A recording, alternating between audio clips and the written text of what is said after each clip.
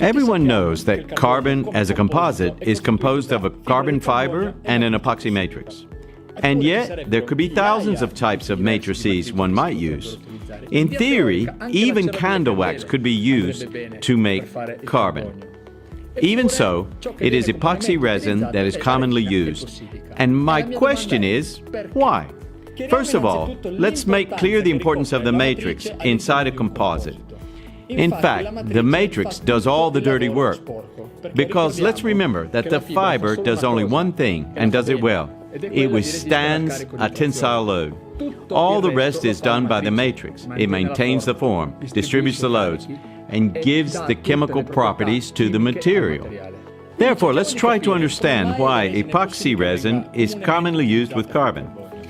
Here we have a graph of static traction tests on an epoxy matrix and on a polyester matrix. Both are extremely common in the field of composites. The thing you immediately notice is that the maximum mechanical resistance of the epoxy matrix is practically twice that of the polyester one. This shouldn't surprise us because the epoxy matrix expresses the best mechanical characteristics among all the commercially available polymer matrices. On the other hand, it has a very high cost, which, however, is amply justified by the fact that about 35% of a composite's global mechanical characteristics depend upon the mechanical characteristics of the resin. In fact, we can consider the total mechanical characteristic as a union between this graph and this one, and it will be approximately like this. Instead, the polyester system is routinely used with a glass fiber because, leaving aside the inferiority of its characteristics compared with those of an epoxy, its cost is very low, and it is extremely easy to process. It is also important to note that the elongation of the matrix should be at least equal to that of the reinforcement. And we can see this here. Note that the polyester matrix lengthens much more than the epoxy one because it must be combined with a fiber whose elongation greatly surpasses that of a carbon.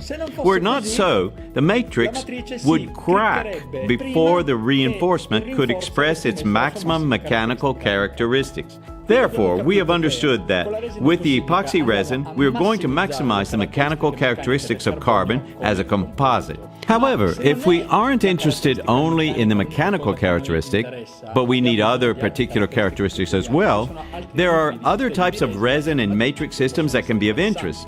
For example, a cyanide ester system is able to bring to carbon an operating temperature of around 932 degrees Fahrenheit, far superior to the 302 to 320 degrees Fahrenheit which can be reached with a standard epoxy resin. With an acrylic system, I can enhance the compatibility in medical and in food environments. Instead, with a phenolic system, consider that in case of fire, the smoke would not be toxic, and this allows carbon to be used in closed environments as well, such as in aeronautics, for example. Goodbye, everybody.